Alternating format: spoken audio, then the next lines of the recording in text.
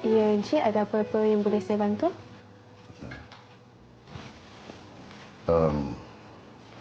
Saya nak extend. Extend esok pagi pun boleh. Kalau besok malam tak boleh.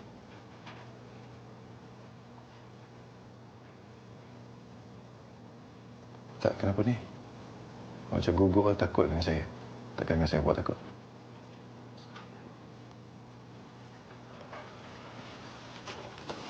Saya nak extend 7 hari.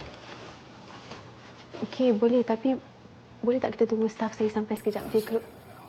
I want you to do it. Okey, tunggu sekejap. Encik duduk dululah. Tak. Tunggu apa lagi? Saya tak pandai sangat. Cik janganlah garang. Oh, awak boleh garang dengan saya tak boleh garang awak. Itu saya kat luar. Tak apa, garang kat sini tempat saya makan. Mana envelope? Tak tahu lah envelope apa. Jangan tanya envelope apa. Kau tahu envelope apa? Aku tak tahu envelope apa. Kau jangan sampai kita orang geledah dalam rumah ni dengan kau pun kita orang geledah. Ha? Geledah aku cakap.